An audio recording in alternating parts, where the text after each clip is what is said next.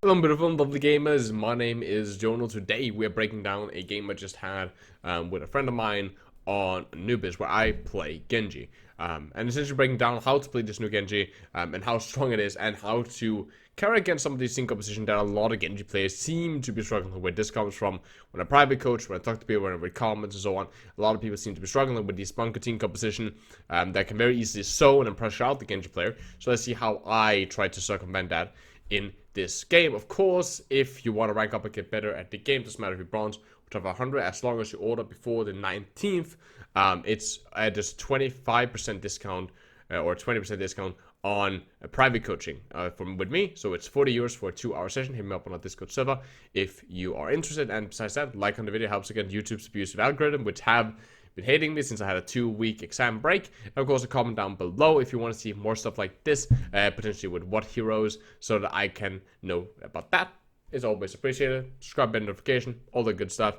Now, let's begin. So, this is the team composition that I will be facing for the majority of the game. They will swap in a period of time. They will swap the Widowmaker out for a Doomfist. But outside, this is kind of what I will be facing. And you can see how this can be problematic for Genji. They have a Baptiste, which means they have Immortality Field. Very difficult to play against Immortality Field because some of the assassinations, some of the very aggressive pushes can very quickly be punished. So if you commit with a dash or a kill and they just toss an Immortality Field, even though you have been playing shields correctly, or you are like, okay, he's burstable, in Immortality Field inside the room, all of a sudden that guy gets more time to survive or trade back and kill you, which is very, very problematic. Mercy is always difficult to catch, just making her less of an easy pick. They have Kree, which you have to watch out for stuns. They have a Widow, which later will be a Doomfist. The Widow, of course, has range on us, so if I dive the main group and I play there, I always have to watch out for LOS for the Widow, but at the same time, I need to watch out for LOS for the Flashbang and the Revolver of a Kree. I need to watch out for the Hog, which is Hookah Shotgun, and I need to watch out for the Orisa because she can pull, and she can also very quickly push me, forcing me backwards. Also, again, none of these tanks are very easily killed. Like, this is not a Ryan. Just what if I take a breather? There's Mercy healing, there's Baptiste healing, plus Immortality. These are very difficult to get to, and getting up to the Widow when she can move away and she can have a Mercy that can fly after her can also be very difficult to do on my own. This is the team composition I will be playing with. I start with a Hammond, which very quickly swaps over to a Hog, and this is the rest of it. So, of course, I have an Ana, I have a Mercy, which is my friend, who will, to a certain extent, damage boost me over comms. If you have a Mercy friend, or you can get comms, especially since there are a lot of people that watch from the US, if you can get a Mercy to damage boost you, this is like a big part of my strategy to build my plays fast. And then I run a Junkrat, which I do believe swaps later in the game, but he plays Junkrat especially a lot in the beginning, which you can see. Junkrat versus this can be very, very difficult if he doesn't know how to not play outside of LOS. So I think that the easiest way to really break this down is just to start playing the bot, really, and kind of start breaking down some of the stuff that I want to do. I'm gonna turn off the audio here because it's gonna mess up my speech really bad if I don't have it up. Let's see, and I am the Genji, so that would be me. Okay, so first out of the spawn, I'm damage boosted, and the Widowmaker is there. She kills our Orisa. That is fine. She will get rest. Okay, so now we are over to the good thing, and that is just poking. I get halted, I pop the flag, just deflecting, blah blah, right? Trying to dodge LS of the Widowmaker. I know that the Widowmaker is not top, so I'm assuming that the Widowmaker is right side onto bridge. She is a right side onto bridge, of course I can't see her outline through the wall. So I'm just assuming that she's there, so I'm playing this pillar right here, and I'm also playing, if you saw, I'm trying to use the sign over here to kind of dodge that LOS. So using this, and then using the pillar, and then I'm just poking at this point. I don't want to push up that space because I know that my team is going to be late, right? Orisa is only here, so if I start pushing up now, just blindly, it's very easy for them to put pressure on me, which I don't want to, and I can, and then I will normally force my supports to push up with me, and they will die. So I am just poking, breaking shield, checking, looking, trying to find out where people are. Going in here, there's a couple of halts. Again, here I'm just trading ult shots and doing a very slow rotation. And this is like one of those rotations that seem to be, kind of suicidal, right? Because I'm kind of just running at them. But notice two things. Notice one, that the enemy team is consistently pressuring my main group. I'm staying on the right side of the pillar while I push up. The ball has entered, and most important, and this is why we cannot waste these, I have deflect when I do this rotation. So I have deflect right around now. I can dash here, and then I have deflect when I push up to here. So now I will have deflect, and I could dash if I needed to. There was enough space there for me knowing that they wouldn't do, and also because I saw the halt pulling the hog, I know that the hog will be delayed. Like he will back off to not take damage, meaning there probably won't be a hog, and I could always dash. So this is like actually a really good amount of space claiming. Now why do I claim this area of all the areas? First of all, our ball has already gotten in and just memeing around.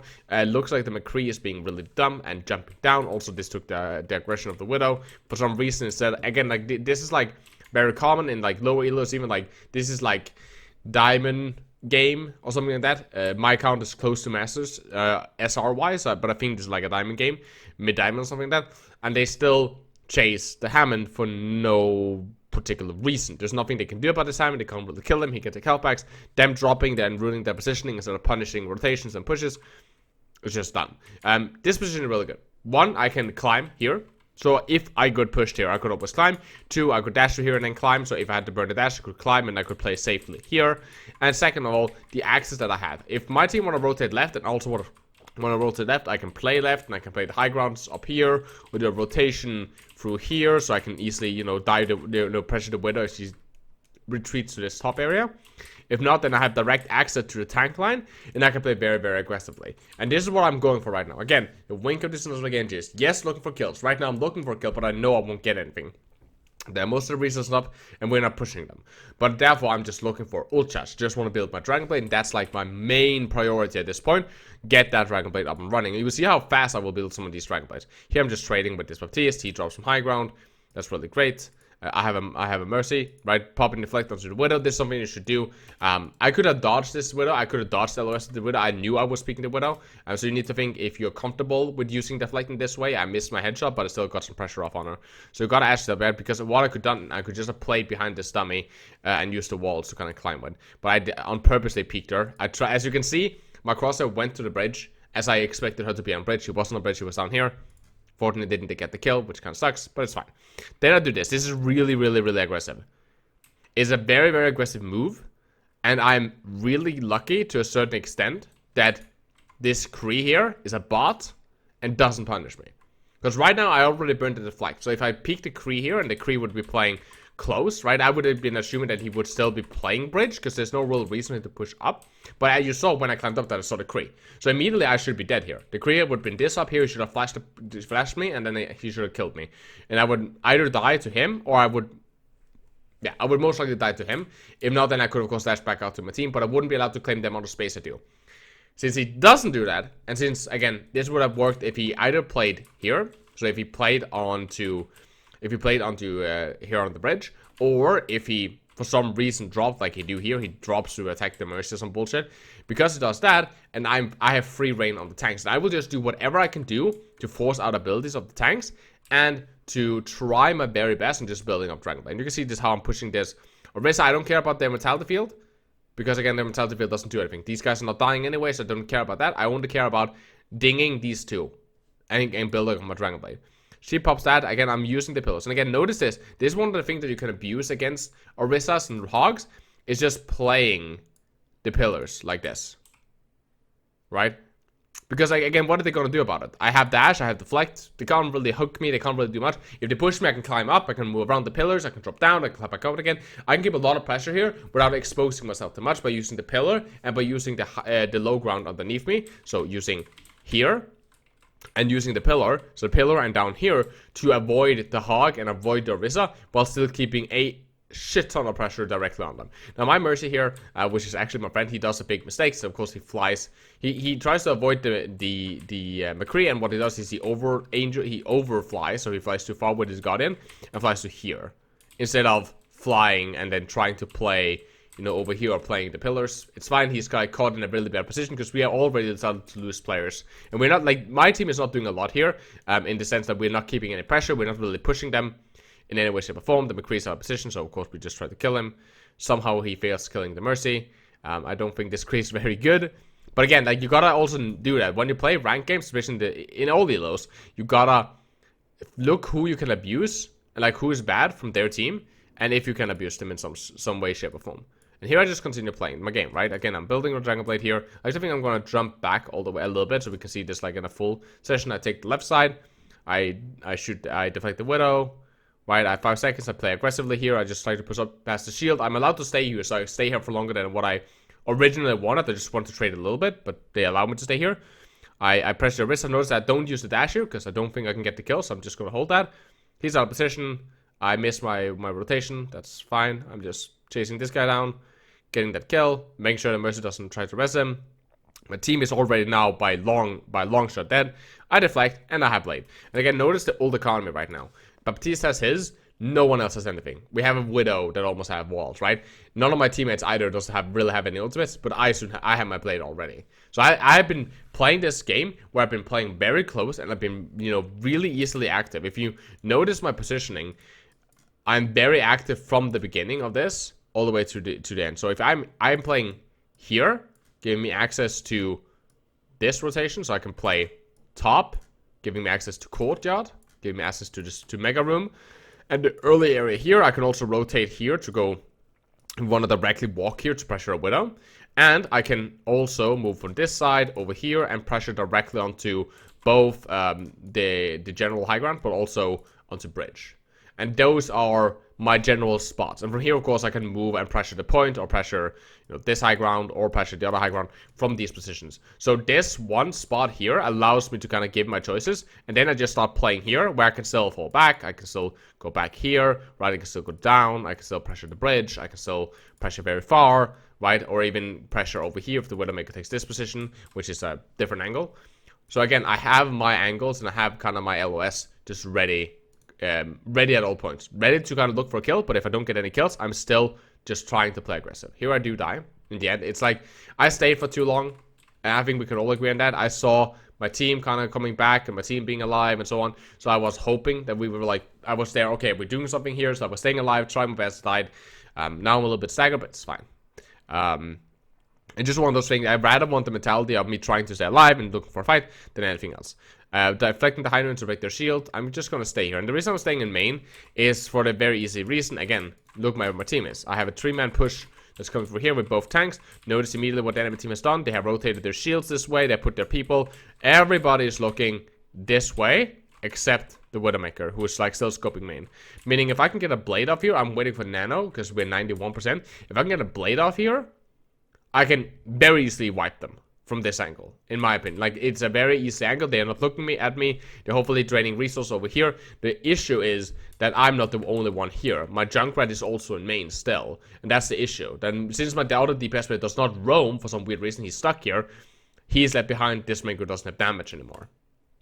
But so I'm trying to play my game here, and of course, immediately my Rissa dies. I'm still kind of looking for an opportunity. It's like one guy down. At this point, it's like you gotta ask, okay, but why would I ult? Why would I ult? Why would I ult when I know we're down one player? Why would I ult combo?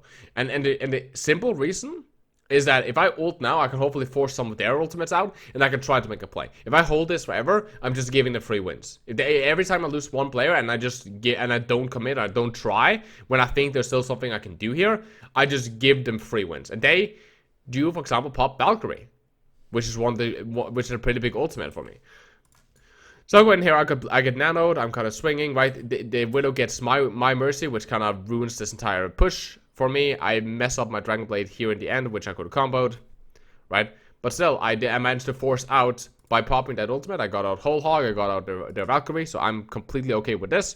And again, I died to the Widow here. I would have traded for longer periods of time. I killed the Widow, and I didn't actually notice the rest, which is my fault. I get rest to myself, and back to the fight. Again, back to the drawing board. We're getting some picks here. Therefore, forcing back. Let's look for some kills. Here we go in for a very classic just dash and kill. Some cleanup squad, right? It's actually pretty good. Here actually our Hog comes in late and managed to do something and push them back and get some frags. After that, after my blade has gone off. And again, notice this. I'm pocketed and I'm just pushing them. I saw 2 tanks, or so the wrist at least. So I'm just doing whatever I can in getting ult shots here, right? So I'm going in really hard, deflecting, doing whatever I can do. I'm 83%, I'm 86%, I'm getting back out, and now my Hog is up here, my Mercy died, so it's kind of like this is a lost push anyway, so I'm just taking this high ground and just looking for more and more picks, and I'm 90%. So I just used my Dragon Blade last fight. I know the position of these tanks, so what I've learned by this very first, but a couple of teamfights that we had on the first point, what I learned from this team is that the Orisa and the Hog is always super far forward. The Baptiste wastes his immortality field very early if he feels threatened. The Widow, while she likes to play, the Kree is completely useless positioning wise and can very easily be abused. And she doesn't seem to have the best mechanics. And also the Widowmaker has, while she has some decent aim, she peaks very slowly. She hard scopes a lot. She doesn't take a lot of like weird angle, play very aggressively. She hard scopes, easy angles. So I know I can farm off the tanks because the DPS line won't protect the tanks. And the Mercy, she's difficult to catch. Like I haven't catch her out that many times, so I'm like, okay, that's good to know. I have a blade now, so I'm just climbing around, essentially trying to make sure nobody staggers, which also means I need to be up here. Right? I didn't get the kill. Again, my Mercy overdives a little bit there, but I'm just trying to stay alive around this area so that nobody get pushed. That's my big priority. We're going to push with this choke here. We're going to halt. In theory, I could have bladed here. But again, why don't I blade here? I don't blade here because I don't know where the enemy team is. That's what I did on the first point. I dashed up. I knew where the Widow was, but I didn't know where anyone else were. Of the squishies, I knew where the Hog was. So that's called a blind blade. And right now, I have no info at all. And because of the mobility and survivability of this team, I don't want to just go straight in with a blind blade onto them. That's why I'm waiting. I'm just creating the backline, which I decide that we need to stop. I kill him, and by the time I've done that, the enemy team has already killed my entire team. At that point, there's not much I can do. I already have blade. For some reason, I stay here and try to kill the Battle Mercy. I could really just get out. But yeah, again, I managed to get out either way. I have all my cooldowns. That's the most important part. I have blade. There's no need for me to trade. Give some ultras to the Ana. She's 80 on Nano, so I'm gonna wait for Nano, most likely, because I know, okay. This is also my bad for being very passive. You've seen how slow, how methodically I burn my dash. I've not really wasted my dash. I've only burned them on specific kills, because I want to be active, because my team is so weird when they push. They push in like weird ways, they split, they don't go well, they don't go together, they get picked off all the time. So I'm very scared of burning my dash, and then they overextended and I can't punish. And I do that here. I deflected, but I didn't dash immediately. Like, he didn't flash, and I knew he wasn't gonna flash. I should have dashed past him and gone to low ground and climbed up again, but instead I allow him to do this and land 2 shots, and I didn't get healed in time, so I die, which is actually really bad for me. Then my Mercy, she overglided again, and now my entire team got picked. They now have a Doomfist. The Doomfist pick for me is fine, but what I know is that the Doomfist is most likely going to play one of the high grounds, so I need to make sure that I can try to cover that. So either he's going to play here, which is basically punishable, or here. Those are like the 2 ones that I'm checking early. He might also play over here, but that's like fine. I can't do much about that before I get later into the fight. But I know that this one, which I call 1, and this one that I call 2, if he's on one of those, I can try, or I should try my very best to remove him from one of those high grounds, so that he doesn't just, you know, destroy my team. Back to the game. Okay, so I'm coming out of spawn here. Bam, bam, bam. Just poking. Jumping over, just trading some shots. Right, again, not trying to peek there. There's a Doomfist. Again, here you see, again, the same mentality. Here I could have dashed defensively, but instead I want to try to jump and just get airtime so he can't hit me with the rocket punch. It's a very risky strategy, but again, it's because, again, I don't know the spacing of my team. I don't know the time that they push. They're pushing very weird times. So I don't want to burn dash defensively. So therefore I try to just jump. It's also about it, I don't really respect these guys. I tried to get a kill here, which is really stupid. Here I get nanoed, and they're all lining up in a choke, which is just super nice. This is just kind of responding on the nano. This is one of the things I do see a lot, though, when I private coach. I got the nano here, and I decided to commit with the blade.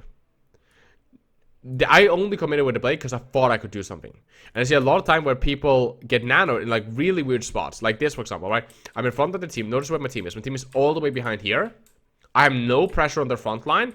There's nothing that should stop these guys from committing every single resource they have on me to just stop me advancing. For example, this McCree, which is here, he should keep, like, there's nothing that stops him from burning flash on me. There's nothing that stops him from hooking me, right? She already burned her hold because I deflected it. Same with immortality. There's nothing to stop the immortality from coming out because there's no pressure. There's no reason for them not to turn on me. So the only reason I go is because I see I halted. I know I'm nanoed. And I know my friend will follow up with me as a mercy, and therefore I'm like, okay, I can do something here. If I didn't think I could do something here, if I thought that like, for example, if I knew that there was somebody, like, if I knew that, for example, there was a Kree up here, or there was some setup that I didn't feel comfortable with, I would not blade here. I would just let my Ana waste the nano. But in this example, I felt confident in what I was doing, so I let myself use the nano. Also notice again that I still did target a hog because I know I'm gonna get damage boosted So I also I got a sane amount of damage. So I also did actually target the hog and quickly try to burst him with the resets. Here it's cleanup on the point. And yeah, it's just, this is cleanup time. We actually don't win this. And this is also where you can see like some of the like how nice the reload changes are. Onto Genji, you will actually see me actually like needing the ammo, the extra ammo. This is me missing some shots, and I think that's maybe why we lost this. The enemy team is like popping the fuck off, but at the same time, I miss a lot of shots here that I should like. It's not that I miss shots, I should just hit them more consistently and hit more headshots, right? But for example, here, for example, I got the Doomfist with only 3 ammo left, right? Normally that means that because I got 6 more ammo, normally I wouldn't have been able to finish the Doomfist up with shurikens like this, right? So this is actually me having scuffed aim because it's like late in the evening, missing my dash here, deflecting, right? This is now a lost fight, and I have another blade, right?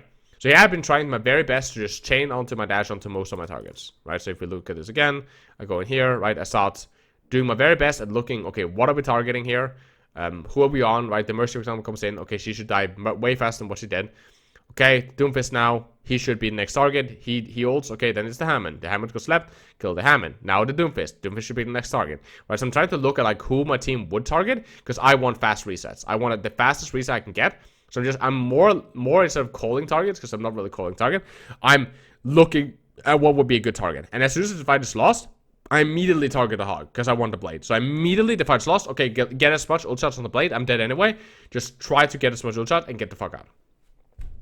Now I have blade. We have bongo. I'm pretty happy with that. Our Ana swaps to a Baptiste, meaning no more damage boost, no more nanos, and we had a Lucio, but he swaps back to Mercy so that he can hopefully damage boost me. And again, this is about the same thing. Notice how far up in the choke they are. Okay, normally I would pressure that for ult charge.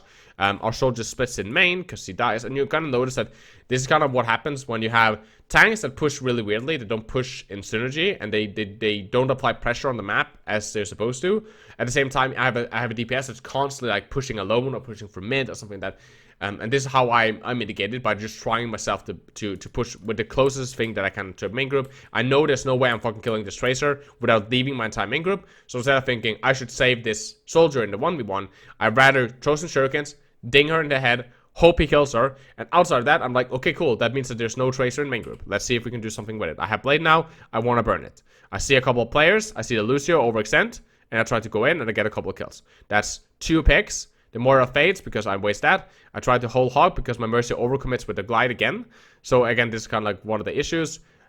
And that is still like 3 picks, right? We have 3 picks right now. Going in for the hog because I know the hog doesn't have breather. The Doomfist comes back. And now again, it's just trying my very best to get follow-up. Same with there. There again, I was like, okay, it's a Moira, there's no way I'm killing this fast. I rotate to try to see if I can find something better. I'm trying to kill this Doomfist. The zombie goes out, and because he goes out, I'm like, okay, it will take him some good time. Like, I'm focusing on the point now. I want to win the point. So he went out, so I know he's not going to be here anymore for some period of time, so he's not a priority anymore. Priority is what's on the point. I see what's kind of like lined up here, which literally first was the ball went down. I get hooked here, somehow survive with 9 health. Try my very best to focus fight this hog down because he was like the target. And again, it's just the same, right? Now the ball, right? And again, some of these are like, well, that was the hog. The hog was the biggest target on the map compared to Lucio, but the hog was also the guy that everybody was focusing on, so therefore he's the easiest kill. So instead of me tunneling on a support, I would rather kill a tank because that tank was the easiest.